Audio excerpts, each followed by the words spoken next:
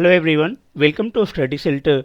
दोस्तों, आज की इस वीडियो में हम लोग प्रतियोगिता दर्पण के जून 2024 करंट अफेयर्स को यहाँ पे हम लोग डिस्कस करने वाले हैं और इसकी जो भी टॉप करंट अफेयर्स है उन सभी को हम लोग यहाँ पे डिस्कस करेंगे, ताकि आपके आने वाली जो भी एग्जाम है जहाँ पे आपको करंट अफेयर्स पूछे जाते हैं वहाँ पे आपको ये फ़ायदेमंद हो सके। आपको इसका पीडीएफ जो है हमारे टेलीग्राम चैनल पे मिल जाएगा, आप वहाँ से इसे प्राप्त कर सकते हैं। और आप चाहे तो पिछले 1 साल का जो है पीडी का आप वीडियो और इसका पीडीएफ वो हमारे चैनल से प्राप्त कर सकते हैं। इसका एक अलग जो है वीडियो का प्लेलिस्ट बना दिया गया है, तो आप वहां से जाके देख सकते हैं और पीडीएफ जो है वो आपको टेलीग्राम चैनल पे मिल जाएगा। आप चाहे तो इस क्यूआर कोड को स्कैन करके ग्रुप से जुड़ सकते हैं, वहाँ पे पीडीएफ प्राप्त कर सकते हैं, या फिर लिंक जो है आपका ग्रुप का कमेंट में और डिस्क्रिप्शन में दे दिया जाएगा। अब बात करते हैं जून महीने की प्रतियोगिता दर्पण के ऊपर, और उसके जो टॉप जो करंट अफेयर्स के टॉपिक है उन सारे टॉपिक को यहाँ पे हम लोग काफ़ी अच्छे से डिस्कस करेंगे, और वो भी डिटेल में। देखो, पहला जो आपको यहाँ पे क्वेश्चन दिख रहा है वो आपको रैंकिंग से रिलेटेड है, और रैंकिंग से रिलेटेड प्रश्न जो है अक्सर एग्जाम में पूछे जाते हैं। यहाँ पे ये जो रैंकिंग है वो क्यूएस विश्व यूनिवर्सिटी रैंकिंग 2024 के बारे में बात की जा रही है। पूछा जा रहा है कि क्यूएस विश्व यूनिवर्सिटी रैंकिंग 2024 में भारत का सर्वोच्च विश्वविद्यालय कौन सा है।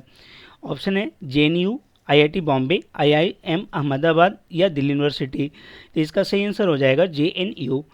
क्यूएस मतलब हो गया क्वाकारेली साइमंड्स, और ये इंग्लैंड में स्थित एक संस्था है, उसके द्वारा ये रैंकिंग जारी की गई है।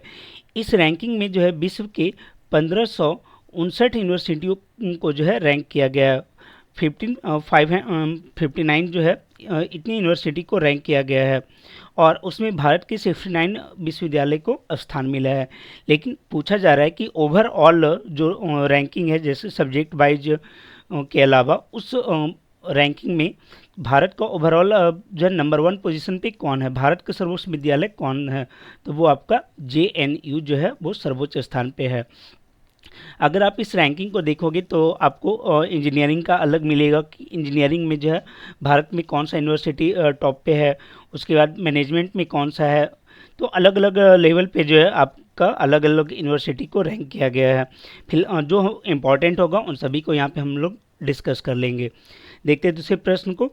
पूछा जा रहा है एकेडमिक शोध की दृष्टि से क्यूएस विश्व यूनिवर्सिटी रैंकिंग 2024 में भारत का स्थान क्या है। मतलब बोल रहे हैं जो एकेडमिक रिसर्चेज होते हैं उस दृष्टि से भारत का क्या स्थान है पूरे वर्ल्ड में। तो ये जो है भारत जो है वो 4th नंबर पे आता है। पिछले कुछ वर्षों में भारत में रिसर्च की जो प्रोसेस है वो काफ़ी तेज़ हुई है। इस रिपोर्ट के अनुसार 2017 से लेकर 2022 तक भारत में जो रिसर्चेज हैं, एकेडमिक रिसर्चेज हैं, उसमें 54% की वृद्धि हुई है। तो इसलिए भारत जो है अब 4th नंबर पे आ गया है रिसर्चेज के मायने में। अब देखते हैं टॉप कॉलेज के बारे में। तो देखो, भारत के इंजीनियरिंग डिपार्टमेंट में अगर देखा जाए तो उसमें सबसे टॉप कॉलेज जो है वो आपका आईआईटी बॉम्बे है, और उसके बाद जो है आईआईटी दिल्ली का स्थान आता है। आईआईटी बॉम्बे की अगर बात करें तो वर्ल्ड लेवल पे जो है इसका स्थान इंजीनियरिंग वाले सेक्शन में आपको 45 नंबर पे है। वहीं आईआईटी दिल्ली जो है ये भी संयुक्त रूप से 45 नंबर पे है। ये हम बात कर रहे हैं कि किस कैटेगरी में, तो इंजीनियरिंग कैटेगरी में ये जो है ओवरऑल विश्व में 45वें स्थान पे आता है। वहीं अगर मैनेजमेंट में बात करें तो मैनेजमेंट में जो है आईआईएम अहमदाबाद ये भारत में टॉप है, और विश्व में इसका स्थान जो है मैनेजमेंट कैटेगरी में 22 है। वहीं आर्ट्स एंड ह्यूमैनिटीज़ की बात करें तो दिल्ली यूनिवर्सिटी जो है और जेएनयू ये दोनों जो है टॉप में है, और विश्व में इसका रैंक जो है वो 210 और 244 है। ये कैटेगरी वाइज की हम बात करें आर्ट्स एंड ह्यूमैनिटीज वाले में। तो इस तरीके से अगर आप देखोगे तो और भी कई सारे कैटेगरी है जिसमें यूनिवर्सिटी को रैंक किया गया है, जैसे लाइफ साइंसेज, मेडिसिन में, नेचुरल साइंसेज में और सोशल साइंस में। तो उतना जो है आपको पूछा नहीं जाएगा। आपको जो मेन क्वेश्चन बनेगा वो ये बनेगा कि भारत की कितनी यूनिवर्सिटी को रैंक किया गया है, भारत का टॉप यूनिवर्सिटी कौन सा है, तो जेएनयू हो जाएगा। और अगर कोई ये रिसर्च के क्षेत्र में भारत का पोजीशन क्या है, तो 4th पोजीशन पे पूरे वर्ल्ड में आता है। इंजीनियरिंग में आईआईटी बॉम्बे जो है टॉप पे है भारत में, और मैनेजमेंट में आईआईएम अहमदाबाद। यहाँ से ही अक्सर एग्जाम में पूछे जाते हैं। देखते हैं अगले प्रश्न को। आगे पूछा जा रहा है कि हाल ही में किसने man portable anti tank guided missile का सफल परीक्षण किया है। तो ये जो गाइडेड मिसाइल है इसका सफल परीक्षण किया है आपका डीआरडीओ ने। डीआरडीओ के द्वारा ये परीक्षण किया गया है। इसका नाम देख लेते हैं। तो इसका नाम है man portable anti tank guided missile. Anti tank मतलब टैंक को जो है वो नष्ट करने के लिए ये मिसाइल बनाया गया है। और इसकी खासियत है कि इसे जो है मैन पोर्टेबल है, मतलब कोई भी आर्मी का जवान जो है इसे लेके एक स्थान से दूसरे स्थान पे आराम से जा सकता है। तो मैन पोर्टेबल है तो इसकी खासियत ये होगी कि ये लाइट वेट होगा। इसका जो वजन है वो आपका 14.5 kg है। ठीक है, 14.5 kg इसका वजन है और 4.3 फुट जो है ये लंबाई है। ठीक है, 4.3 फीट जो है इसकी लंबाई है, ताकि इसको कैरी करने में आसानी हो। अब बात करते हैं कि हाल में चर्चा में इसलिए था क्योंकि इसका परीक्षण जो है वो पोखरण राजस्थान में हुआ है। दूसरी चीज़ जो कि आपका मिसाइल से रिलेटेड पूछा जाता है, कोई भी अगर मिसाइल है तो उसके बारे में पूछा जाता है कि उसकी रेंज क्या है। तो इस मिसाइल की रेंज जो है वो 200 मीटर से 2.5 किलोमीटर तक है, अर्थात नज़दीक से भी इसे फायर किया जा सकता है और 2.5 किलोमीटर की दूरी से भी इसे जो है वो फायर किया जा सकता है। देखते हैं अगले प्रश्न को। आगे पूछा जा रहा है कि भारत से ब्रह्मोस मिसाइल खरीदने वाला पहला देश कौन है। ऑप्शन है वियतनाम, फिलीपींस, अर्जेंटीना या ताइवान। तो इसका सही आंसर हो जाएगा फिलीपींस। तो अब बोलोगे सर ये तो बहुत पुराना है, क्योंकि 2022 में ही जो है ये घोषणा हो गया था कि भारत जो है फिलीपींस को ब्रह्मोस मिसाइल बेचेगा। लेकिन अभी चर्चा में इसलिए है क्योंकि इसकी जो पहली खेप है वो भारत ने फिलीपींस को अप्रैल 2024 में जो है वो प्रदान कर दिया गया, मतलब फाइनली जो है ये फिलीपींस में पहुंच गया, इसलिए चर्चा में है। तो याद रखिएगा, भारत से ब्रह्मोस मिसाइल खरीदने वाला पहला देश जो है वो आपका अर्जेंटीना है। और आगे ऐसा उम्मीद किया जा रहा है कि और भी बहुत सारे जो देश है वो भारत से ब्रह्मोस मिसाइल खरीद सकते हैं। जैसे नाम आ रहा है अर्जेंटीना का, अर्जेंटीना, ताइवान। तो ये सारी कंट्री जो है वो भारत से लगातार संपर्क में है ताकि वो भी ब्रह्मोस मिसाइल खरीद सके। ब्रह्मोस मिसाइल के बारे में एक बात और जान लीजिए कि ये जो है रूस और भारत के द्वारा संयुक्त रूप से निर्माण किया गया एक मिसाइल है। और इसमें भारत की ब्रह्मपुत्र नदी और रूस का जो सखोवा नदी है, रूस का जो है मस्कवा नदी, रूस का मस्कवा नदी और भारत के ब्रह्मपुत्र नदी, इन दोनों के नाम पे ही संयुक्त रूप से मिला के जो है ब्रह्मोस का नाम यहाँ पे रखा गया है। ठीक है, तो ये एक जानकारी। और ब्रह्मोस किस प्रकार की मिसाइल है, तो ये आपका एक सुपरसोनिक मिसाइल है, सुपरसोनिक मिसाइल है, ये भी आप ध्यान में रख सकते हैं। आगे है कि टाइम पत्रिका 2024 के विश्व के सर्वाधिक 100 प्रभावशाली व्यक्तियों की सूची में शामिल नहीं है। तो ये आपका अप्रैल 2024 में एक टाइम पत्रिका के द्वारा जारी किया गया था। तो पूछा जा रहा है कि इसमें कौन शामिल नहीं है।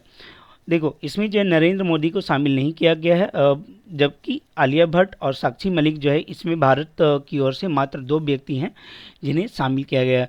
अजय बंगा, आपको मालूम होगा कि ये जो है वर्ल्ड बैंक के अध्यक्ष हैं और उनको जो है वो शामिल किया गया, लेकिन ये भारतीय मूल के व्यक्ति हैं। इसके अलावा भारतीय मूल के और कुछ व्यक्ति हैं, जैसे कि आपका माइक्रोसॉफ्ट के सीईओ सत्या नाडेला, इन्हें भी इसमें शामिल किया गया है। फिर भारत के एक भारतीय मूल के एक अभिनेता हैं ब्रिटिश देव पटेल, तो उन्हें भी जो है इस लिस्ट में शामिल किया गया है। अब बात आती है क्या इसमें नरेंद्र मोदी को शामिल नहीं किया गया। तो देखो, नरेंद्र मोदी हो गए, इसके अलावा यूएसए के प्रेसिडेंट हो गए, इन सारे व्यक्तियों को जो है इसमें कैटेगराइज नहीं किया गया है। तो इसका सही आंसर हो जाएगा आपका नरेंद्र मोदी। ठीक है, तो विश्व के सर्वाधिक 100 प्रभावशाली व्यक्तियों की सूची में आलिया भट्ट और साक्षी मलिक को जो है यहाँ पे शामिल किया गया। आलिया भट्ट से रिलेटेड एक फैक्ट याद रखिएगा कि एक जो कंपनी है गुची, तो उसका जो है ब्रांड एम्बेसडर जो है वो आलिया भट्ट को बनाया गया था। तो ये वर्ल्ड लेवल पे थोड़ा चर्चा में थी। आगे देखते हैं। आगे पूछा जा रहा है कि यूएन के status of world population 2024 report के अनुसार विश्व की सर्वाधिक आबादी किस देश की है। देखो, हम लोग को ये भी याद रखना है कि जो रिपोर्ट है वो कौन जारी कर रहा है और उस रिपोर्ट का नाम क्या है। आपको डायरेक्ट पूछा जा सकता है कि status of world population 2024 report किसके द्वारा जारी किया गया है। तो आपको ये भी ध्यान में रखना है। ये जारी किया गया है आपका यूनाइटेड नेशन के द्वारा, यूएन के द्वारा जो है ये जारी किया गया है। अब इसमें बोला जा रहा है कि इसकी रिपोर्ट के अनुसार भारत का जो है, रिपोर्ट के अनुसार विश्व का जो है सर्वाधिक आबादी वाला देश कौन सा है। तो इसके अनुसार विश्व का सर्वाधिक आबादी वाला देश जो है वो भारत है। भारत ने जो है वो चीन को पछाड़कर यहाँ पे पहले स्थान पे अपना ये पहला स्थान जो है हासिल किया। चीन की जो अगर आबादी देखेंगे तो ये 1.42 बिलियन है, 1.42 बिलियन चीन की आबादी है। वहीं भारत की आबादी जो है 1.44 बिलियन यहाँ पे हो गई, अर्थात 144 करोड़ भारत की आबादी है। तो याद रखिएगा यूएन, अच्छा यूएन का जो यहाँ पे पूरा जो ये रिपोर्ट जारी किया है वो है UNFPA, संयुक्त राष्ट्र जनसंख्या कोष, उसके द्वारा ये रिपोर्ट जो है वो आपका जारी किया गया है। अब भारत की जो आबादी है उसको अलग अलग वर्ग में जो यहाँ पे कैटेगराइज करके बताया गया है। बोला ये जा रहा है कि 15 से 64 वर्ष का जो आयु वर्ग है उसका वो जो है भारत की कुल आबादी का कितने हैं तो 68% है, और 65 प्लस जो एज के लोग हैं वो भारत में 7% है।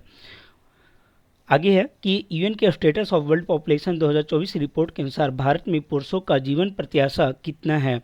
ऑप्शन है 74, 71, 69 या 75। तो ध्यान रखिएगा भारत की पुरुषों का जो जीवन प्रत्याशा है वो आपका 71 है। वहीं अगर ओवरऑल की बात किया जाए, ओवरऑल नहीं मतलब महिलाओं की अगर बात किया जाए तो महिलाओं का जीवन प्रत्याशा जो है वो इस रिपोर्ट में भारत की महिलाओं का जीवन प्रत्याशा वो 74 बताया गया है। तो ये भी एक काफ़ी अच्छा क्वेश्चन है कि भारत में पुरुषों का जीवन प्रत्याशा कितना है तो 71%, और फीमेल का कितना है तो फीमेल का जो है आपका 74% है। इस टाइप के डेटा को आप मेंस के आंसर राइटिंग में भी यूज कर सकते हैं। फिर एक स्टेटमेंट ये भी बताया गया कि भारत में जो मातृ मृत्यु दर है उसमें जो है गिरावट देखने को मिला है। देखते हैं अगले प्रश्न को। अगला प्रश्न है state of the global climate 2023 report किसके द्वारा जारी किया गया है। अभी जैसे हम लोगों ने ऊपर देखा कि ये जो जनसंख्या रिपोर्ट था वो जारी किया गया था UNFPA के द्वारा, UNFPA के द्वारा। उसी टाइप से है कि state of the global climate report 2023 वो किसके द्वारा जारी किया गया है तो ये आपका जारी किया WMO के द्वारा, अर्थात विश्व मौसम विज्ञान संगठन, इसके द्वारा जो है ये रिपोर्ट आपका जारी किया गया। देखो अगर आप ऑप्शन पे जाओगे तो आपको कन्फ्यूजन काफ़ी ज़्यादा देखने को मिलेगा, क्योंकि UNEP ये भी जो एनवायरनमेंट से रिलेटेड डेटा जारी करता है। तो एग्जैक्ट आपको याद रखना है कि state of the global climate report 2023 की जारी किया गया है विश्व मौसम विज्ञान संगठन के द्वारा, WMO के द्वारा। अब बात है कि इस रिपोर्ट में कहा क्या गया है, तो इस रिपोर्ट में बोला ये गया है कि वर्ष 2023 जो है अब तक का सबसे गर्म वर्ष रहा है। वर्ष 2023 अब तक का सबसे गर्म वर्ष रहा है, और जिस प्रकार का गर्मी 2024 में पड़ा है, उम्मीद है कि अगली बार जो है ये रिपोर्ट में 2024 सबसे गर्म वर्ष देखने को मिलेगा। देखो अभी तक क्या था कि पिछले 100 अगर 74 वर्ष का रिपोर्ट देखा जाए तो उस रिपोर्ट के अनुसार सबसे गर्म वर्ष जो है वो 2016 था। 2016 को जो है सबसे गर्म वर्ष माना जा रहा था, लेकिन इस वर्ष ये 2023 में जो है वो सबसे ज़्यादा टेम्परेचर देखा गया है। बोला जा रहा है कि ये जो औद्योगिक काल था उस का जो बेस ईयर अगर हम लोग ले तो वहाँ से अभी टेम्परेचर में जो है 1.45 डिग्री की सेल्सियस की वृद्धि हो गई थी। और आपको मालूम होगा कि जो पेरिस एग्रीमेंट है उसमें बोला गया था कि हम लोग जो है 2030 तक 1.5 डिग्री सेल्सियस से कम रखने का प्रयास करेंगे, और प्रयास तो ये होगा कि पूरे साल में जो है वो टेम्परेचर को कंट्रोल रखा जाए। लेकिन अभी अगर आप 2023 का रिपोर्ट देखोगे तो वहीं पे आपका टेम्परेचर इतना ज़्यादा है। इसलिए पर्यावरण के लिए हमारी भी जिम्मेदारी बनती है कि हम भी अपने लेवल पे जो है जितना हो सके वो पर्यावरण में कंट्रीब्यूट करें, पेड़ लगाए, और जो भी हानिकारक गैसें हैं उसको जो है इमिट करने में कमी करने में हमारा जो है प्रयास जो भी व्यक्तिगत लेवल पे हो सकता है वो रखें। इस रिपोर्ट के अनुसार ये भी बोला गया कि जो टेम्परेचर बढ़ा है उसमें जो मेन रोल है वो आपका कार्बन डाइऑक्साइड की मात्रा में वृद्धि मीथेन CH4 इसकी मात्रा में वृद्धि और नाइट्रस ऑक्साइड N2O इसके मात्रा में जो वृद्धि हुआ है उसके कारण जो है टेम्परेचर में इंक्रीज हुआ है। अगला रिपोर्ट है फूड वेस्ट इंडेक्स रिपोर्ट 2024। पूछा ये जा रहा है कि यह रिपोर्ट जो है वो किसके द्वारा जारी किया गया है। ऑप्शन है संयुक्त राष्ट्र पर्यावरण कार्यक्रम, वर्ल्ड बैंक, UNDP या UNHDSN अर्थात United Nations naval development solution network. तो याद रखिएगा ये जो रिपोर्ट है वो आपका जारी किया गया है UNEP के द्वारा, संयुक्त राष्ट्र पर्यावरण कार्यक्रम के द्वारा ये रिपोर्ट जारी किया गया है। अब ये जारी कब किया गया, तो ये जारी किया गया है 28 मार्च को, क्योंकि 28 मार्च को जो है वर्ल्ड लेवल पे हम लोग शून्य जीरो वेस्टेज के लिए जो है अंतर्राष्ट्रीय दिवस मनाते हैं, अर्थात शून्य बर्बादी के लिए अंतर्राष्ट्रीय दिवस मनाते हैं। तो उसी अवसर पे जो है UNEP के द्वारा, यूनाइटेड नेशन इन्वायरमेंट प्रोग्राम के द्वारा ये इंडेक्स जारी किया गया, फूड वेस्ट इंडेक्स रिपोर्ट 2024। अब बात है कि इस रिपोर्ट में बोला क्या गया है, तो इसमें पूछा बताया ये गया है कि वर्ष 2000 इस रिपोर्ट के अनुसार वर्ष 2022 में कुल कितना खाना बर्बाद हुआ था। ऑप्शन है 5.5 billion ton, 1.05 billion ton, 931 million ton या 63.1 करोड़ टन। तो देखो आंकड़े खुद में ही बता रहे हैं कि जो बर्बादी का स्तर है वो कितनी हाई लेवल पे होगा, जो अपने आप में काफ़ी भयावह है। तो इस रिपोर्ट के अनुसार जो कुल खाना बर्बाद हुआ है वो आपका 1.05 बिलियन टन का जो है वो भोजन 2022 में सिर्फ एक साल में इतना भोजन जो है वो बर्बाद हुआ है। और इस रिपोर्ट में ये भी बताया गया कि जो खाना बर्बादी का देखा जाता है वो शहरी क्षेत्र में जो है वो ज़्यादा देखा है बनिस्बत की गांव ग्रामीण क्षेत्रों का। ग्रामीण क्षेत्रों से ज़्यादा जो है शहरी क्षेत्र में भोजन की बर्बादी सर्वाधिक होती है। फिर एक रिपोर्ट ये भी बताता है कि विश्व में 78.3 करोड़ से अधिक लोग जो है वो भूखे पेट सोने के लिए मजबूर है। वहीं हम लोग जो है 1.05 बिलियन टन खाने का बर्बादी कर देते हैं। तो ऐसा नहीं है कि भोजन की उपलब्धता नहीं है, भोजन का जो सही तरीके से यूज जो है वो नहीं हो पा रहा है। इस रिपोर्ट में ये भी बताया गया है कि जो टोटल भोजन बर्बाद हुआ है उसका 63% भोजन जो है वो बर्बादी में परिवार का हाथ है, ना कि किसी फूड एजेंसी का।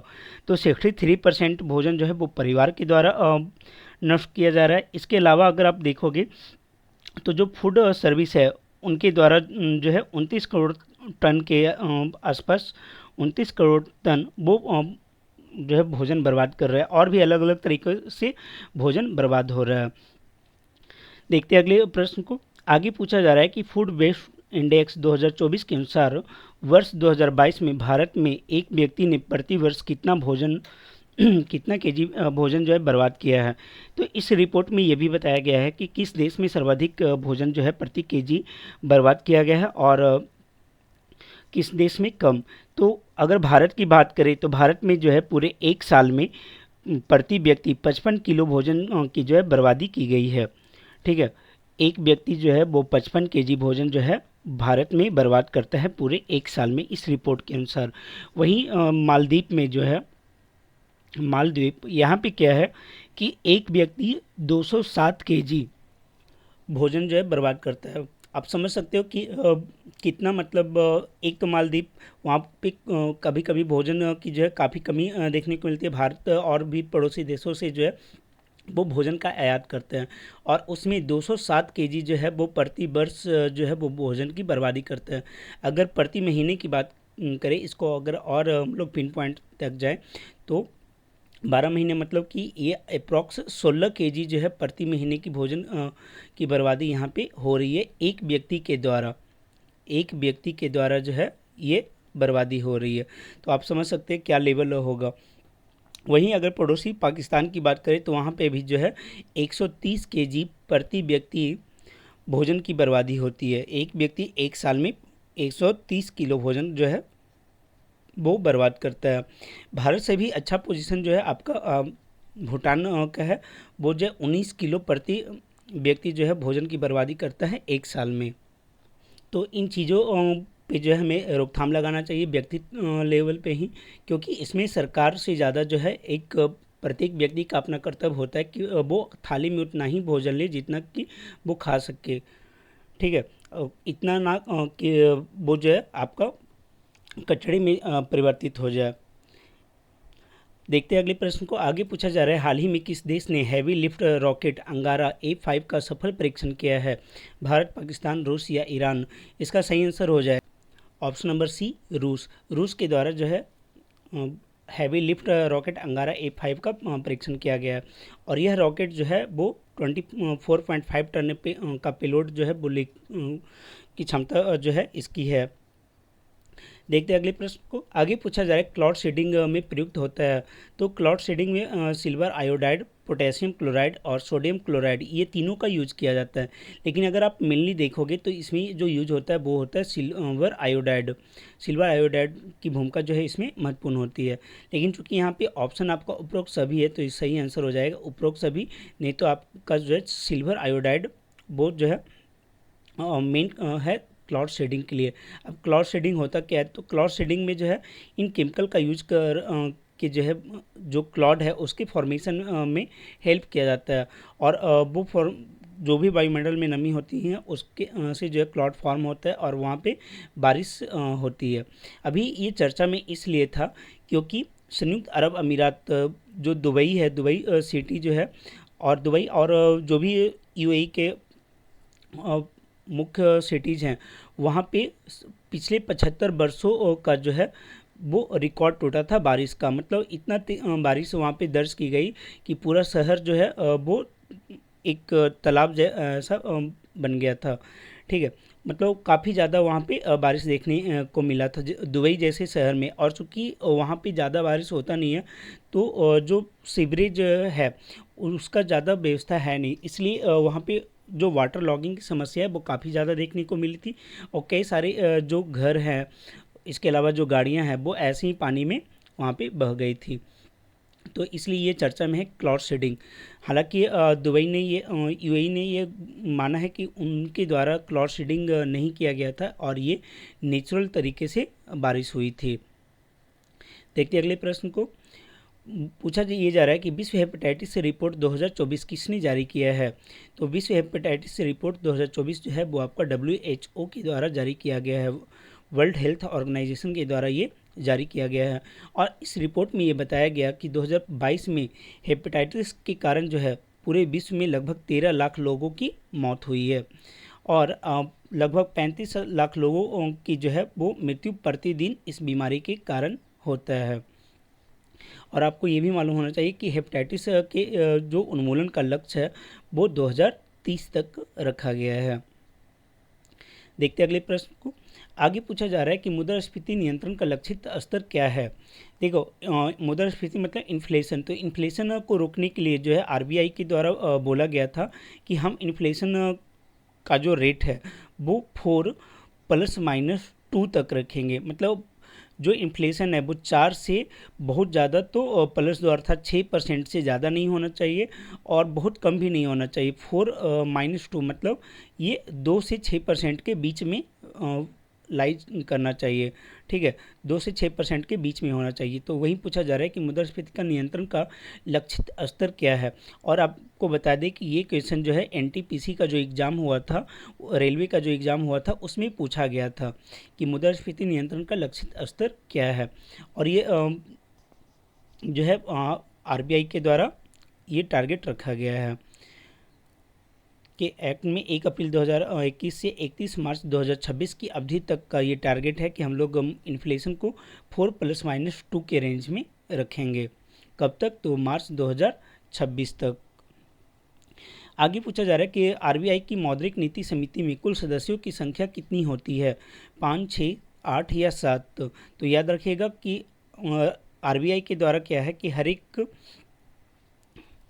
2 महीने पे जो है आरबीआई मौद्रिक नीति जारी करती है। ठीक है, वो मौद्रिक नीति जारी करती है हर 2 महीने पे। और वो मौद्रिक नीति जो जारी करती है वो इस समिति के द्वारा जो है रिकमेंड किया जाता है, मौद्रिक नीति समिति, कि क्या जो है हम लोग को आगे रखना है। मतलब रेपो रेट क्या रखना है, रिवर्स रेपो रेट क्या रखना है। तो ये सारी चीज़ें जो है वो डिसाइड होती है। तो इसमें टोटल जो है 6 मेंबर होते हैं। 6 मेंबर कौन कौन होते हैं? तो इसमें 3 मेंबर जो है वो आरबीआई का होता है, 3 मेंबर आरबीआई के और 3 मेंबर जो है वो गवर्नमेंट ऑफ इंडिया के द्वारा जो है वो प्रतिनियुक्त किया जाता है। अब 3 मेंबर कौन कौन, तो 3 सदस्य जो है आरबीआई के पदेन सदस्य होते हैं, जिसमें एक तो आपका गवर्नर हो गया और 2 डिप्टी गवर्नर होते हैं।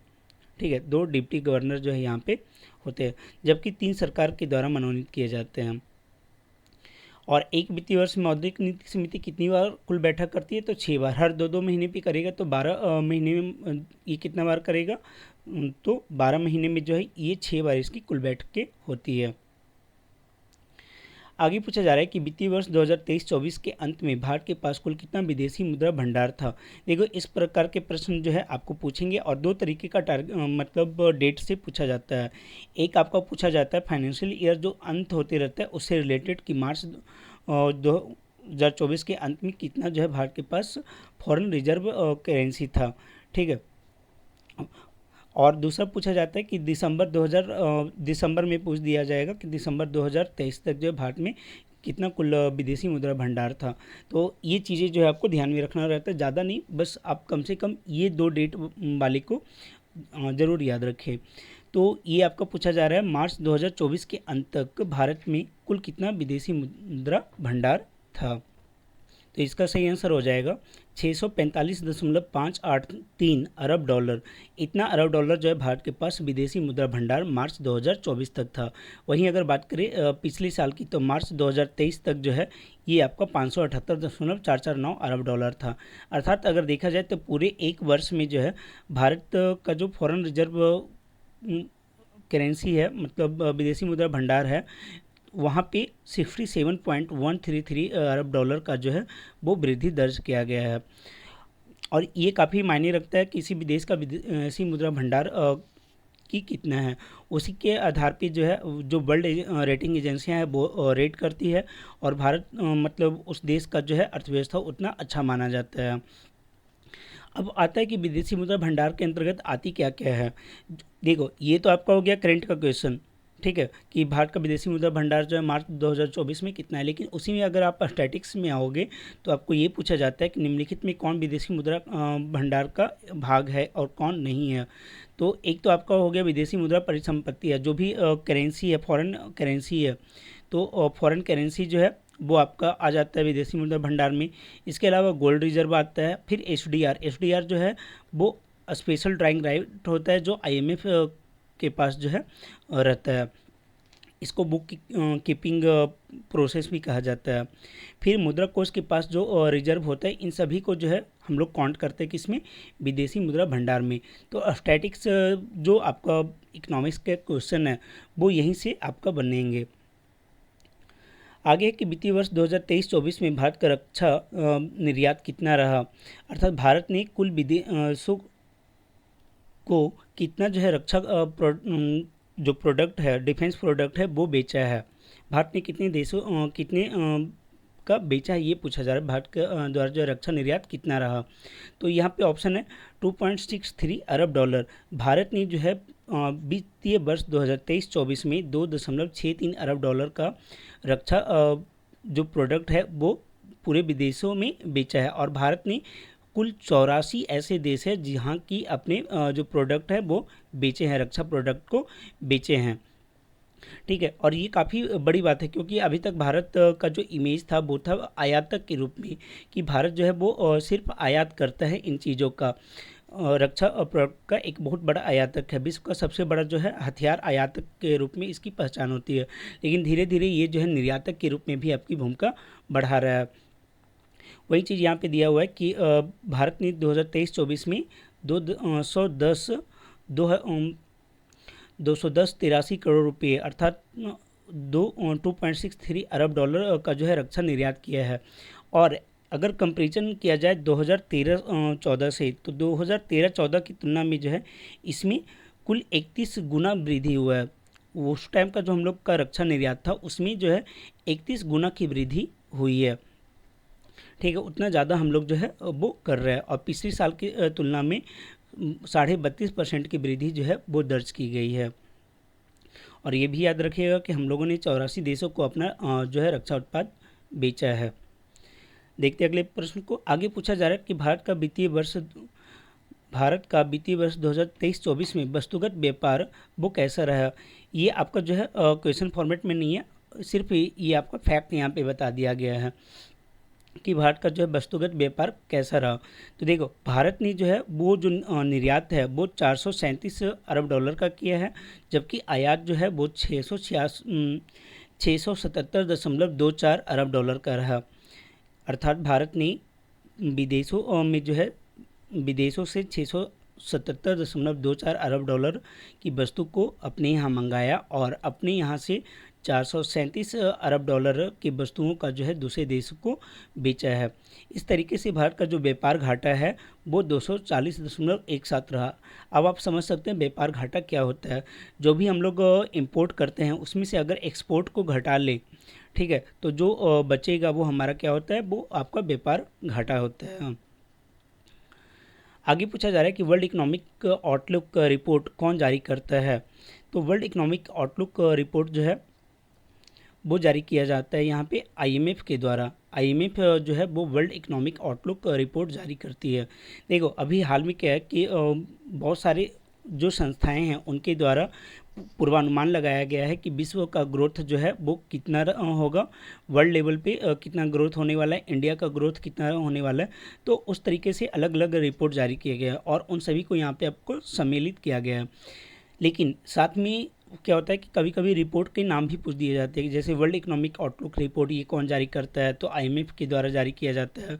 उसी तरीके से अगर आप देखोगे तो एशियन डेवलपमेंट आउटलुक रिपोर्ट ये कौन जारी करता है, तो ये एडीबी जारी करता है। अब हम लोग अलग अलग संस्थाओं के द्वारा जो अनुमान लगाया गया है भारतीय अर्थव्यवस्था की वृद्धि का, जीडीपी की वृद्धि का, उसको देख लेते हैं। बोला ये जा रहा है कि वर्ल्ड बैंक के अनुसार भारत का जो वृद्धि होगा 2024-25 में, वो भारत 6.6% की वृद्धि दर्ज करेगा और उसका जो रिपोर्ट का नाम है वो है साउथ एशियाई डेवलपमेंट अपडेट। उसके अनुसार भारत जो है, वर्ल्ड बैंक के अनुसार भारत का जीडीपी ग्रोथ 6.6 रहने वाला है। वहीं आईएमएफ के अनुसार भारत का जीडीपी ग्रोथ जो है 6.8% रहने वाला है। अंकटाड उसके अनुसार भारत का जो जीडीपी ग्रोथ है वो 6.5 रहने वाला है और अंकटाड की रिपोर्ट का नाम है trade and development report update. ये जो है अंकटाड के द्वारा रिपोर्ट निकाला गया है। वहीं एशियाई विकास bank Asian development outlook report निकालती है और इसके अनुसार भारत का जो ग्रोथ रेट है वो 7.0 रहने वाला है और आरबीआई के द्वारा जो अनुमान लगाया गया है वो भी आपका 7 रहने वाला है। अगर आप देखोगे तो सबसे इन सब में सबसे ज़्यादा जो है आपको एडीबी का है, फिर आरबीआई का है, फिर वर्ल्ड बैंक ये आईएमएफ 6.8 और वर्ल्ड बैंक 6.6। फिर भी ओवरऑल अगर आप देखोगे तो विश्व में सबसे ज़्यादा जो जीडीपी ग्रोथ का अनुमान लगाया गया है वो भारत का ही लगाया गया है। बाकी देशों का जो जीडीपी है वो 2-3% इस तरीके से ग्रोथ रहने की उम्मीद जताई जा रही है। देखते हैं अगले प्रश्न को। पूछा जा रहा है फोर्ब्स पत्रिका 2024 संस्करण के अनुसार विश्व में सर्वाधिक अरबपतियों की संख्या किस देश में है। तो इसका सही आंसर हो जाएगा यूएसए। यूएसए में जो है सबसे ज़्यादा अरबपति हैं। वहाँ पे कुल अरबपति, देखो एक तो हो गया कि कितना अरबपति हैं, तो कुल अरबपति जो है वो आपका 813 हैं और उसमें जो यूएसए में है वो 813 में 735 जो है वो सिर्फ यूएसए में आ जाते हैं। यहाँ पे थोड़ा करेक्शन का रिक्वायरमेंट है।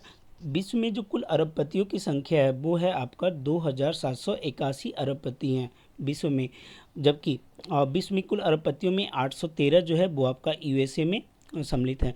ये इस चीज़ को जो है आपका पीडीएफ में ठीक कर दिया जाएगा, तो इसके लिए आपको सोचना नहीं है, बस आपको याद रखना है कि विश्व में सर्वाधिक अरबपति जो है वो कहाँ है, तो यूएसए में है।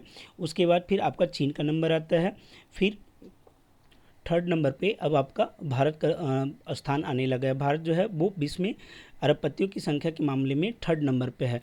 भारत में जो अगर कुल अरबपतियों की संख्या देखें तो 2024 में इसकी संख्या बढ़ के 200 हो गई है, जबकि पिछले साल 169 अरबपति भारत में थे। और उसके बाद फोर्थ नंबर पे आपका जर्मनी आता है, फिफ्थ नंबर पे आपका रूस आता है। रूस में जो है मात्र 120 अरबपति वर्ष 2024 में है। फिर देखते हैं कि फोर्ब्स पत्रिका 2024 संस्करण के अनुसार विश्व के सबसे अमीर व्यक्ति कौन है। तो विश्व के सबसे अमीर व्यक्ति जो है वो आपका बर्नार्ड अर्नॉल्ट है, बर्नार्ड अर्नॉल्ट। तो ये विश्व के सबसे अमीर व्यक्ति हैं। और अगर भारत की बात करें तो भारत के सबसे अमीर व्यक्ति जो है वो मुकेश अंबानी है, और विश्व के टॉप अगर 10 में जो है इनका स्थान वो 9वें स्थान पे आते हैं। ठीक है, वर्ल्ड लेवल पे इनका जो स्थान है वो 9वां है, और भारत के ये सबसे अमीर व्यक्ति हैं। वहीं अगर पूछा जाए कि जो विश्व का सबसे अमीर व्यक्ति है बर्नार्ड अर्नॉल्ट, इसका संबंध किस देश से है, तो इसका संबंध यूएसए से नहीं है, जर्मनी से नहीं है, ना ही इंग्लैंड से। ये फ्रांस का जो है वो व्यक्ति है, और इसका जो कंपनी है वो फैशन से रिलेटेड और कॉस्मेटिक जो चीज़ें हैं उससे इसका कंपनी संबंध रखता है। तो याद रखिएगा, फ्रांस का व्यक्ति है बर्नार्ड अर्नॉल्ट, जो कि फोर्ब्स पत्रिका के अनुसार विश्व का सबसे अमीर व्यक्ति है। आगे है, वित्तीय वर्ष 2023-24 में भारत सरकार को प्रत्यक्ष करों से कितनी राशि प्राप्त हुई है। ऑप्शन है 18.23 crore, option number 2 19.45 crore, option number C 23.37 crore, या ऑप्शन नंबर डी 19.58 करोड़। तो देखो इसका सही आंसर हो जाएगा आपका 23.37 करोड़। भारत का जो है जो प्रत्यक्ष कर जो है इस बार भारत को प्राप्त हुए हैं टोटल, वो 23.37 करोड़ हैं। देखो पर ये जो टारगेट रखा गया था वो रखा गया था 18.23 करोड़। ठीक है, इतना जो है टारगेट रखा गया था कि हम लोग जो है इस फाइनेंशियल ईयर में इतना प्राप्त करेंगे। फिर बाद में जब देखा गया कि ग्रोथ अच्छा है और ज़्यादा मिल रहा है तो टारगेट को किया गया 19.45 करोड़। लेकिन फाइनल जो आउटपुट निकल के आया, जो प्रत्यक्ष कर इस बार सरकार को मिला है, वो टारगेट से काफ़ी ज़्यादा जो है 23.37 करोड़ रुपया मिला है। तो ये आप याद रख सकते हैं, कुछ नहीं तो इतना याद रखिए कि 20 से ऊपर मिला है। तो 20 से ऊपर आपका जो है 23.37 करोड़ रुपया जो है वो आपका डायरेक्ट टैक्स के रूप में गवर्नमेंट को इस बार मिला है 2023-24 में। आगे है कि वित्तीय वर्ष 2023-24 में जीएसटी संग्रह रहा। तो इस बार जो है 2023-24 का जो फाइनेंशियल ईयर था वो काफ़ी अच्छा रहा, और इसमें जो जीएसटी का संग्रह है वो आपका 20.14 लाख करोड़ रुपया रहा। पहली बार है कि जीएसटी जो है वो 20 लाख के पार गया है। 20 लाख प्लस जो है पहली बार जीएसटी कलेक्शन हुआ है। तो ये भी आप याद रखिएगा कि 20.14 लाख करोड़ रुपया जो है वो वित्तीय वर्ष 2023-24 में जीएसटी का संग्रह रहा। आगे है कि भारतीय नवीकरणीय ऊर्जा एजेंसी इरेडा है। इरेडा मतलब किस कैटेगरी की कंपनी है। तो देखो अभी हाल ही में क्या हुआ है कि इरेडा को जो है वो मिनी रत्न कंपनी से नवरत्न कंपनी के रूप में इसे सूचीबद्ध किया गया है। तो ये जो है अब एक कौन सी कंपनी बन गई है, तो ये अब एक नवरत्न कंपनी बन गई है। और इरेडा की अगर बात करें तो ये आपका क्या है, Indian renewable energy development agency है। और ये जो है अब आपका क्या बन गया, नवरत्न कंपनी बन गया, जिससे अप्रैल 2024 तक नवरत्न कंपनियों की कुल संख्या कितनी हो गई है, तो वो आपका 17 हो गया है। आगे पूछा जा रहा है एसोचैम के नए अध्यक्ष कौन है। एसोचैम के नए अध्यक्ष किन्हें बनाया गया है। इसका सही आंसर हो जाएगा संजय नायर। संजय नायर को जो है 2024-25 का जो फाइनेंशियल ईयर है उसके लिए एसोचैम के नए अध्यक्ष बनाए गए। एसोचैम का फुल फॉर्म होता है associate chamber of industry and associate chamber of commerce and industry. तो उसके जो अध्यक्ष ऑफ इंडिया, उसके जो अध्यक्ष बनाए गए हैं वो बनाए गए हैं संजय नायर को। और कब के लिए, तो 2024-25 का जो फाइनेंशियल ईयर है उसके लिए। और इन्होंने जो स्थान लिया है वो अजय सिंह का लिया है, तो याद रखिएगा। और यहाँ पे आपको दो नाम और मिल रहा है, एक है संतोष कुमार झा। तो संतोष कुमार झा को जो है वो कोंकण रेलवे कॉरपोरेशन का जो है नया चेयरमैन बनाया गया। तो देखो कोंकण रेलवे का बनाया गया तो उतना जो है इम्पॉर्टेंट नहीं होता है, फिर भी आप याद रख लो कि कोंकण रेलवे एसोसिएशन का जो है वो अध्यक्ष बनाया गया है संतोष कुमार झा को। और सचितानंद मोहंती जो है इन्हें यूजीसी का मेंबर बनाया गया है। तो चूंकि मेंबर बनाया गया तो उतना ज़्यादा इम्पॉर्टेंट नहीं है। ये दोनों चीज़ें जो है आपकी पीडी में दिया हुआ था। आगे भारतीय नौसेना के नए प्रमुख किन्हें बनाया गया, तो ये काफ़ी इंपॉर्टेंट क्वेश्चन है और आपको जो एग्जाम में पक्का ये हिट करने वाला है। तो भारतीय नौसेना के नए प्रमुख बनाए गए हैं एडमिरल दिनेश कुमार त्रिपाठी। वहीं अगर बात करें एडमिरल कृष्णा स्वामीनाथन को तीन ही हाल फिलहाल में ही जो है भारतीय नौसेना का उप प्रमुख बनाया गया है। तो दोनों नाम आपको याद रखना है। भारतीय नौसेना के नए जो प्रमुख हैं वो हैं एडमिरल दिनेश कुमार त्रिपाठी, और जो वाइस एडमिरल हैं वो हैं कृष्णा स्वामीनाथन। वाइस एडमिरल कौन है? कृष्णा स्वामीनाथन, ये ध्यान रखिएगा। और ये दिनेश कुमार त्रिपाठी ने स्थान किनका लिया है? तो इन्होंने आर हरि कुमार का स्थान लिया है। अगला प्रश्न है एनएसजी के नए प्रमुख कौन है? एनएसजी मतलब राष्ट्रीय सुरक्षा गार्ड, और इसके जो नए प्रमुख बनने हैं वो हैं नलिन प्रभात। नलिन प्रभात को इसका नया अध्यक्ष बनाया गया है। आगे पूछा जा रहा है कि एनआईए के नए प्रमुख बने हैं, अर्थात राष्ट्रीय जांच एजेंसी के नए प्रमुख कौन बने हैं? तो ये बने सदानंद बसंत दांते, इन्हें जो है नया प्रमुख बनाया गया है। वहीं अगर बात करें एस सुरेश की, तो ये जो है एसपीजी जो कमांडर हैं स्पेशल प्रोटेक्शन ग्रुप, तो उसके जो अतिरिक्त महानिदेशक है वो बनाया गया है एस सुरेश को। और आपको मालूम होना चाहिए कि राष्ट्रीय जांच एजेंसी क्या है? तो ये जो है आतंकवाद के खिलाफ एक केंद्रीय जांच एजेंसी है एनआईए। ये आतंकवाद से रिलेटेड जो भी चीज़ें हैं उसको ये इन्वेस्टिगेट करने का काम करता है, और उसके अध्यक्ष बनाए गए हैं सदानंद बसंत दांते को। देखते हैं अगले प्रश्न को। आगे पूछा जा रहा है एनडीआरएफ के नए महानिदेशक किसे बनाया गया है? तो एनडीआरएफ के नए महानिदेशक बनाए गए हैं पीयूष आनंद को। ठीक है, तो आपदा में जो है लोगों को राहत देने के लिए, उन्हें आनंद तक ले जाने के लिए, आपदा से आनंद तक ले जाने के लिए जो एनडीआरएफ के नए महानिदेशक बने हैं वो बने हैं पीयूष आनंद। और दो नाम आपको यहाँ पे मिल रहा है, एक है अभय ठाकुर, तो इन्हें जो है म्यांमार में भारत के नए राजदूत बनाए गए हैं, जबकि अनुराग कुमार को जो है सीबीआई के संयुक्त निदेशक बनाए गए हैं। आगे है 16वें वित्त आयोग के अध्यक्ष कौन है? तो देखो 16वें वित्त आयोग के जो अध्यक्ष बनाए गए हैं वो बनाए गए हैं अरविंद पनगड़िया को। किनको? अरविंद पनगड़िया। और आपको मालूम होगा कि नीति आयोग के जो पहले उपाध्यक्ष थे वो थे अरविंद पनगड़िया। आप कमेंट में ये बता सकते हैं कि नीति आयोग के अध्यक्ष कौन है? नीति आयोग के वर्तमान अध्यक्ष कौन है? तो यहाँ पूछा जा रहा है 16वें वित्त आयोग के अध्यक्ष कौन है? तो अरविंद पनगड़िया हो जाएंगे, जबकि ये सारे जो मेंबर हैं वो आपका जो है 16वें वित्त आयोग के सदस्य हैं। बाकी ये जो मेंबर हैं वो आपका 16वें वित्त आयोग के यहाँ पे सदस्य को बताया गया, जैसे अजय नारायण झा, मनोज पांडा, एनी जॉर्ज मैथ्यू, सौम्या कांति और ऋत्विक रंजनम पांडे। अगला प्रश्न है कि आईएमएफ के प्रबंधक निदेशक क्रिस्टालिना जॉर्जीवा किस देश की हैं? देखो अभी चर्चा में इसलिए है क्योंकि इनका जो कार्यकाल था वो समाप्त हो रहा था, लेकिन इनके कार्यकाल में वापस से जो है वृद्धि कर दी गई, अर्थात इन्हें एक और टेन्योर के लिए जो है वो आईएमएफ का प्रबंधक निदेशक बनाया गया है। तो पूछा ये जा रहा है कि ये जो है किस देश की हैं? तो ये बुल्गारिया की हैं। कहाँ? बुल्गारिया देश से जो है इनका संबंध है। क्रिस्टालिना जॉर्जीवा, इन्हें जो है 5 साल के लिए पुनः निर्वाचित किया गया है।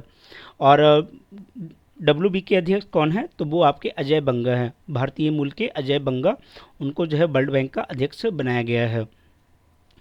आरबीआई में कुल कितने डिप्टी गवर्नर होते हैं? 3, 4, 5 या 6? तो याद रखिएगा आरबीआई में एक गवर्नर और उसके अलावा 4 जो है वो आपके डिप्टी गवर्नर होते हैं। 4 डिप्टी गवर्नर होते हैं। ठीक है, 4 आप कौन हो गए? डिप्टी गवर्नर होते हैं। इसका सही आंसर हो जाएगा 4। तो अभी कौन है डिप्टी गवर्नर, ये भी हम लोग देख लेते हैं। एक आपके टी रविशंकर हो गए, माइकल डी पात्रा हो गए, मुकेश जैन हो गए और राजेश्वर राव। ये आरबीआई के वर्तमान में 4 जो है डिप्टी गवर्नर हैं। आप कमेंट में बताइए कि आरबीआई के अभी जो है गवर्नर कौन है? आरबीआई के गवर्नर वर्तमान में कौन है? और इसमें भी चर्चा में इसलिए था क्योंकि टी रविशंकर का जो कार्यकाल है इसमें 1 साल की वृद्धि की गई है, इसलिए चर्चा में थे।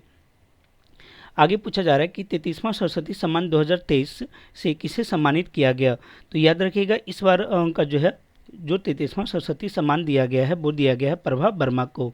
प्रभा वर्मा जो है केरल की एक प्रसिद्ध मलयाली कवि हैं और उन्हें ये जो है पुरस्कार दिया गया है। और उनकी जो कृति है रौद्र सत्विकम, उसके लिए इन्हें ये प्राइज़ दिया गया है। सरस्वती सम्मान जो है ये आपका के बिरला जो संस्था है उसके द्वारा दिया जाता है, और इसमें जो पुरस्कार राशि दिया जाता है वो आपका 15 लाख रुपये जो है पुरस्कार राशि दी जाती है। तो 33वां सरस्वती सम्मान किसे दिया गया है, तो वो दिया गया है प्रभा वर्मा को। और वहीं अगर पूछा जाए कि इसके पहले जो 2022 का मिला 32वां सरस्वती सम्मान वो किसे दिया गया था, तो वो दिया गया था शिव शंकरी को, शिव शंकरी को दिया गया था। और अगर सबसे पहले पूछा जाए कि सबसे पहले ये कब दिया गया, तो 1991 में दिया गया था, और वो दिया गया था हरिवंश राय बच्चन को। हरिवंश राय बच्चन को जो है दिया गया था उनके आत्मकथा जो कविता थी उसके लिए, आत्मकथा जो रचना है उसके लिए उन्हें दिया गया था। हरिवंश राय बच्चन को सबसे पहले सरस्वती सम्मान दिया गया था। देखते हैं आगे। आगे पूछा जा रहा है चमेली देवी जैन पुरस्कार 2024 किसे दिया गया। पहले तो हम लोग ये जानते हैं कि चमेली देवी जैन पुरस्कार जो है वो किस क्षेत्र में दिया जाता है, तो ये आपका दिया जाता है पत्रकारिता के क्षेत्र में, पत्रकारिता के क्षेत्र में जो है। और इस बार का जो चमेली देवी जैन पुरस्कार दिया गया वो आपका दिया गया है तमिलनाडु की एक पत्रकार हैं ग्रीष्मा ठाकुर, उन्हें दिया गया, और रितिका चोपड़ा को दिया गया है। इन जो ग्रीष्मा ठाकुर है इन्होंने जो मणिपुर जो हिंसा हुआ था उसका जो है कवरेज किया था, तो उसके लिए इन्हें ये प्राइज़ दिया गया।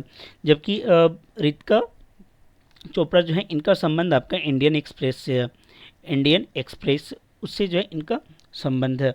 तो दोनों को संयुक्त रूप से ये चमेली देवी जैन पुरस्कार इस बार दिया गया। तो इसका सही आंसर हो जाएगा ऑप्शन नंबर डी। वहीं अगर चमेली देवी जैन की बात करें तो वो स्वतंत्रता आंदोलन के दौरान जेल जाने वाली पहली जैन महिला थी। पहली जैन महिला जो है वो आपका चमेली देवी जैन थी। आगे पूछा जा रहा है कि लता दीनानाथ मंगेशकर पुरस्कार 2024 किसे प्रदान किया गया, तो इसका सही आंसर हो जाएगा अमिताभ बच्चन। अमिताभ बच्चन को जो है 2024 का लता दीनानाथ मंगेशकर पुरस्कार से सम्मानित किया गया है। किस भारतीय को अप्रैल 2024 में अमेरिकी राष्ट्रपति पुरस्कार से सम्मानित किया गया है, तो ये काफ़ी अच्छा क्वेश्चन है और ये कंफ्यूज भी करेगा, लेकिन इसका सही आंसर आपका है आचार्य लोकेश मुनि। आचार्य लोकेश मुनि को जो है अमेरिकी राष्ट्रपति पुरस्कार से इस बार सम्मानित किया गया है। ठीक है, ये अहिंसा विश्व भारती और विश्व शांति केंद्र के संस्थापक भी हैं। आचार्य लोकेश मुनि नाम याद रखिएगा। इन्हें जो है अमेरिकी राष्ट्रपति पुरस्कार से इस बार सम्मानित किया गया है। कुछ निधन है उसे भी हम लोग एक नज़र में देख लेते हैं। स्वामी स्मरणानंद को जो है का निधन हो गया और वो रामकृष्ण मिशन के अध्यक्ष थे। रामकृष्ण मिशन के अध्यक्ष स्वामी स्मरणानंद का निधन हो गया है। वहीं आगे है पीटर हिग्स का निधन हो गया, और ये जो है एक ब्रिटिश भौतिक वैज्ञानिक है जो हम लोग पढ़ते हैं हिग्स बोसोन पार्टिकल, तो उसमें गॉड पार्टिकल के जनक जो है वो हिग्स ही थे। आगे पूछा जा रहा है टाइगर ट्राम्प 2024 संयुक्त सेवा अभ्यास भारत और किस देश के बीच हुआ है। देखो इस टाइप का जो प्रश्न है डिफेंस से रिलेटेड ये काफ़ी पूछे जाते हैं और ये आपको ध्यान में रखना चाहिए। और ये जो आपका टाइगर ट्राम्प 2024 है ये आपका किया गया भारत और यूएसए के बीच में, और टॉपिक क्या था, तो मानवीय सहायता और आपदा राहत पर फोकस के लिए जो है ये अभ्यास किया गया है। आगे बताया गया है कि एक IMT ट्रिलैट ये एक त्रिपक्षीय अभ्यास जो है वो भारत, मोजाम्बिक और तंजानिया ये 3 देशों के द्वारा किया गया है। I से इंडिया, M से मोजाम्बिक और T से जो है तंजानिया, इन तीनों का ट्रिलैट अभ्यास जो है वो हुआ है। आगे बोला जा रहा है प्रधानमंत्री नरेंद्र मोदी ने भगवान महावीर के 2550वें निर्वाण उत्सव पर कितने रुपये का जो है वो कितने रुपये का स्मारक सिक्का जारी किया है। तो देखो इनके द्वारा जो है वो 100 रुपये का स्मारक सिक्का जारी किया गया है। जो भगवान महावीर का 2550वां निर्वाण हुआ है उस अवसर पे 100 रुपये का स्मारक सिक्का जो है वो जारी किया गया है, ये आप याद रखिएगा। और ये जो है शुद्ध 35 ग्राम वजन वाले चांदी का एक सिक्का है। 35 ग्राम वजन, खैर उतना आपको नहीं, बस इतना याद रखना है कि 100 रुपये का ये सिक्का जो है जारी किया गया है। आगे पूछा जा रहा है 1 अप्रैल 2024 को RBI ने अपनी स्थापना के कितने वर्ष पूर्ण किए। तो RBI का स्थापना आपको मालूम होगा कि 1 अप्रैल 1935 को हुआ है। 1 अप्रैल 1935 को हुआ है। तो उस अनुसार 1 अप्रैल 1934 को RBI ने अपनी स्थापना के 90 वर्ष जो है पूर्ण किए हैं। और इस अवसर पे क्या था कि एक जो है 90 रुपये अंकित मूल्य का एक स्मारक सिक्का भी जो है वो जारी किया गया है। प्रधानमंत्री मोदी के द्वारा जो है ये जारी किया गया था 90 रुपये का स्मारक सिक्का। बुक एंड ऑथर की अगर बात करें तो knife meditation after an attempted murder, तो ये सलमान रुश्दी के द्वारा लिखा गया है और उनके ऊपर जो एक बार अटैक किया गया था तो उसके ऊपर ये बुक लिखी गई है, अर्थात एक तरीके से उनके जीवन का एक पार्ट के बारे में ये लिखा गया है। अंटिल अगस्त ये ग्रेबियल ग्रासिया मार्केज के द्वारा लिखी गई पुस्तक है। योर यूटोपिया ये बोराचुंग के द्वारा लिखा गया है। The paradise problem Christina Lauren के द्वारा ये पुस्तक लिखी गई है। वहीं mastering the data paradox key to winning the AI age ये नितिन सेठ के द्वारा लिखी गई पुस्तक है। देखते हैं अगले प्रश्न को। आगे पूछा जा रहा है Laureus 2024 world sportsman of the year का प्राइज जो है वो किसे दिया गया है। तो याद रखिएगा इस बार का ये प्राइज जो है दिया गया है लियोनेल मेसी को। सॉरी, इस बार का ये जो Laureus sportsman of the year का प्राइज दिया गया है वो आपका नोवाक जोकोविच को दिया गया है, जो आपका जो है टेनिस के खिलाड़ी हैं। वहीं अगर महिला में बात करें तो world sports women of the year का जो है एताना बोनमर्ती को दिया गया है। और sports good for good award जो है ये एक अलग कैटेगरी है और ये आपका दिया गया है राफेल नडाल को। प्राइज का वैल्यू तब हो जाता है जब कोई बड़े आदमी को दिया जाता है और वहाँ से प्रश्न भी पूछे जाते हैं। तो स्पोर्ट्स फॉर गुड अवार्ड जो है दिया गया है राफेल नडाल को। आगे हॉकी इंडिया द्वारा major Dhyan Chand lifetime achievement पुरस्कार 2023 किसे दिया गया है। इसका सही आंसर हो जाएगा हार्दिक सिंह। हार्दिक सिंह को जो है हॉकी इंडिया के द्वारा major Dhyan Chand lifetime achievement पुरस्कार 2023 से सम्मानित किया गया है और इसकी जो पुरस्कार राशि है वो 30 लाख रुपये है। वहीं हॉकी इंडिया ने स्पोर्ट्समैन ऑफ द ईयर 2023 जो है वो 25 लाख रुपये हार्दिक सिंह को दिया है। सॉरी, यहाँ पे हॉकी इंडिया द्वारा major Dhyan Chand lifetime achievement पुरस्कार जो है ये अशोक कुमार को दिया गया है और इन्हें जो है 30 लाख रुपये की प्राइस ये पुरस्कार राशि दी गई है। वहीं hockey India sportsman of the year sportsman वाला जो है वो हार्दिक सिंह को है और मेजर ध्यानचंद लाइफ टाइम जो है वो अशोक कुमार को है। ठीक है, अशोक कुमार को दिया गया है। वहीं hockey India sports women of the year का जो प्राइज़ है वो सलीमा टेटी को दिया गया है और ये भी 25 लाख रुपये की प्राइज राशि दी गई है। आगे किस देश के खिलाड़ी दीपेंद्र सिंह एरी ने T20 मैच में एक ओवर में 6 छक्के लगाए हैं। Option A New Zealand, American, Afghanistan या नेपाल। तो सही आंसर हो जाएगा नेपाल। नेपाल के खिलाड़ी हैं दीपेंद्र सिंह एरी। इन्होंने जो है वो T20 के एक ओवर में 6 छक्के लगाए हैं और ये ऐसा करने वाली ये थर्ड ऐसे बल्लेबाज बन गए हैं। देखते हैं आगे भारत की महिला हॉकी टीम के नए कोच किन्हें बनाया गया है। तो भारतीय महिला हॉकी के नए कोच बनाए गए हैं हरेंद्र सिंह को जो है नए कोच बनाए गए हैं। वहीं भारतीय हॉकी टीम के जो पुरुष हॉकी टीम के कोच हैं वो हैं क्रेग फुलटन और ये भी जो है काफ़ी चर्चा में थे। आगे पूछा जा रहा है रोहन बोपन्ना और किस खिलाड़ी की जोड़ी ने मियामी ओपन 2024 का युगल खिताब जीता है। तो देखो रोहन बोपन्ना भारतीय खिलाड़ी है और इन्होंने जो है ऑस्ट्रेलिया के जो खिलाड़ी हैं मैथ्यू एबडेन इनके साथ जो है इनके साथ सहभागी करके इन्होंने मियामी ओपन 2023 का युगल खिताब जीता है। तो सही आंसर हो जाएगा मैथ्यू एबडेन।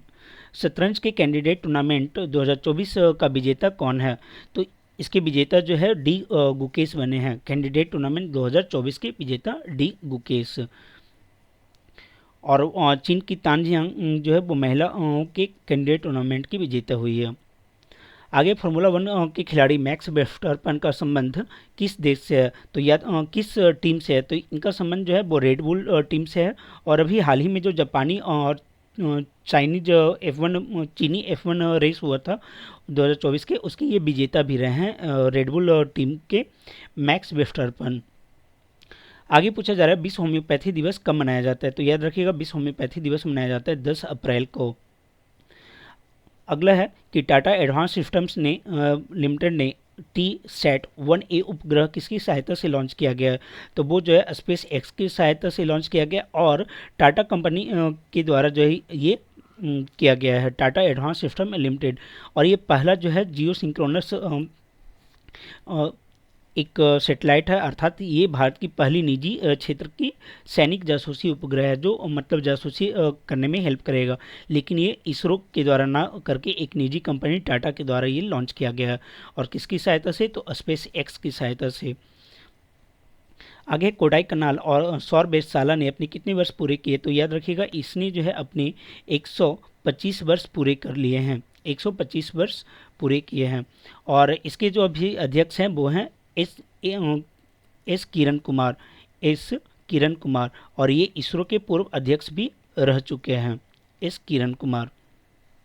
तो ये जो है जो टॉप क्वेश्चन थे जून के प्रतियोगिता दर्पण के, वो आपके साथ डिस्कस किए गए हैं। उम्मीद है आपको अच्छा लगा होगा। अगर आपको ये अच्छा लगा होगा तो अपने दोस्तों के साथ इसे शेयर कीजिए। अगर आपने अभी तक चैनल सब्सक्राइब नहीं किया है तो उसे जो है सब्सक्राइब कर लीजिए। इस वीडियो में इतना ही। Thank you.